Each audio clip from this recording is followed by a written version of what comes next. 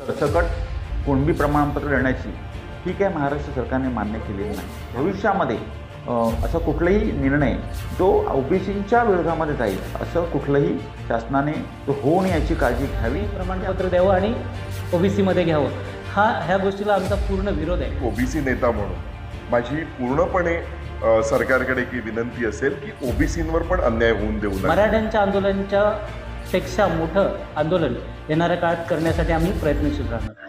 नमस्कार, मैं साली धाड़वी। मनोज झारंगे पाटिल की मांगों पर अब लगभग मोहर लग चुका है। बीते दिनों सीएम एकनाथ शिंदे ने उन्हें जूस पिलाकर इस आरक्षण को लेकर, उनकी मांगों को लेकर सहमति जताई है। आपको बता दें कि एक तरफ मनोज झारंगे पाटिल का मराठा आरक्षण को लेकर मांगे, तो वहीं दूसरी तरफ ओबीसी समाज के लोगों का आक्रोश।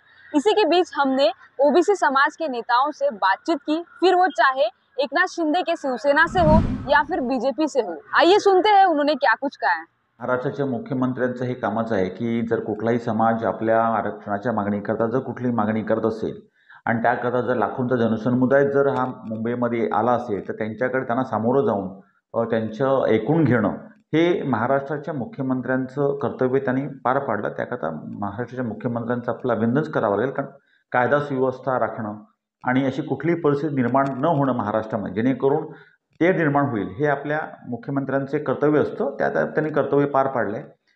परंतु जी आता मागणी होती सरसकट कुणबी प्रमाणपत्र देण्याची ही काय महाराष्ट्र सरकारने मान्य केलेली नाही। त्यामुळे ओबीसी समाज ज्या गोष्टीची मागणी करत होता की ओबीसी समाजामध्ये कुठलाही मराठा समाजाला सरसकट त्याला कुणबी प्रमाणपत्र देऊ नये किंवा त्याचा ओबीसीमध्ये समावेश करू नये ही मागणी मला वाटतं मान्य झालेली नाही आहे। त्यामुळे याकरता महाराष्ट्र सरकार केलेल्या मागणीचं हे फलित म्हणावं लागेल आणि बाकी कुठल्याही समाजाला ओबीसी समाजाचं आरक्षणला गदा न येता किंवा त्यांना धक्का न पोचता जर कुठल्याही समाजाचं भलं होत असेल तर आम्हाला त्याच्यामध्ये हरकत असण्याचे कारण नाही। आणि आमची मागणी हीच आहे की भविष्यातही कुठल्याही समाजाला आरक्षण देत असताना किंवा कुठल्याही समाजाच्या मागण्या मानत असताना त्याचा धक्का हा ओबीसी समाजाला लागता कामा नये ह्याचं शासनाने त्याची काळजी घेतली पाहिजे, जेणेकरून तो समाज हा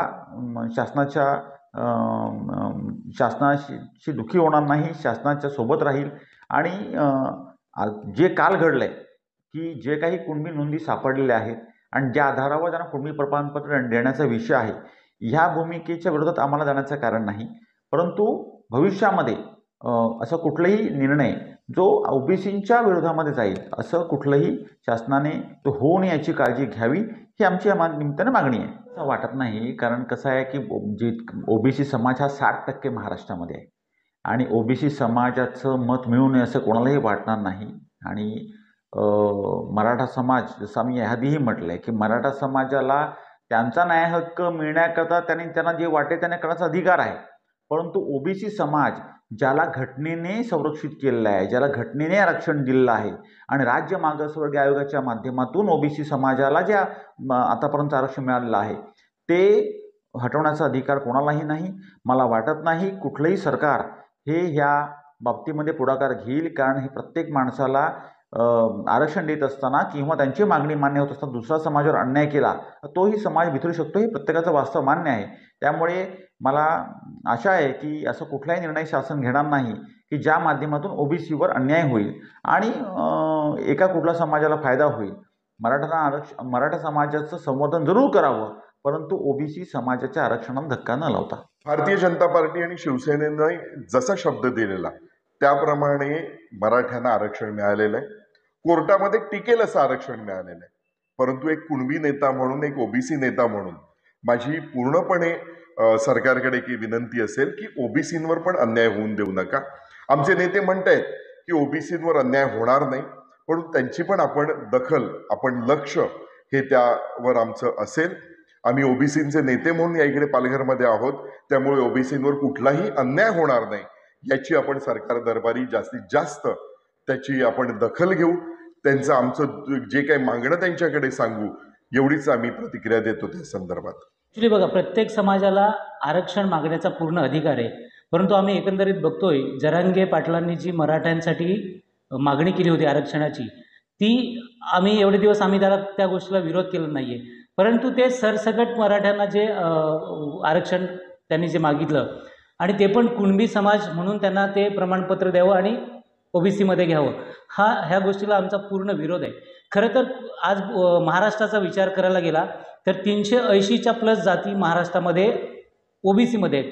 त्या 380 प्लस जातींनाच खऱ्या अर्थाने आजपर्यंत स्वातंत्र्याच्या नंतर 75 वर्षापर्यंत अजून न्याय मिळालेला नाही आहे. आणि आणखीन हे मराठा लोक जर ह्यामध्ये आले ओबीसीमध्ये तर ओबीसी लोकांना खूप मोठा अन्याय होणार आहे. म्हणून ह्या गोष्टीला आमचा प्रखर विरोध आहे. प्रथमतः बघा, त्यांना स्वतंत्र आरक्षण देण्यामध्ये आमची कुठलीही हरकत नाही आहे, परंतु आम्हाला जे 27% महाराष्ट्रामध्ये आरक्षण आहे त्याच्यामध्ये मी मगाशीच म्हटलं 380च्या प्लस जाती आहेत आणि एकंदरीत लोकसंख्येचा विचार करायला गेला तर 55%च्या वर ओबीसी समाज हा महाराष्ट्रामध्ये आहे. आणि असं असताना आम्हीच इकडे नोकऱ्यांसाठी किंवा बाकीच्या राजकीय आरक्षणासाठी फाईट करतोय आणि अशातच हे मराठा लोक आमच्यामध्ये आले तर आमच्यावर मोठा अन्याय होणार. ओबीसी समाज आणखीन मागासलेपणाकडे जाणार आहे. म्हणून आमचा ह्या गोष्टीला प्रखर विरोध आहे. येणाऱ्या काळात जो काही सरकारने आता निर्णय घेतला आहे कालच्या दिवशी, त्या सरकारच्या निर्णयाच्या विरोधात आम्ही चांगल्या पद्धतीने इकडे जनजागृती करणार आणि मराठ्यांच्या आंदोलनाच्या पेक्षा मोठं आंदोलन येणाऱ्या काळात करण्यासाठी आम्ही प्रयत्नशील राहणार.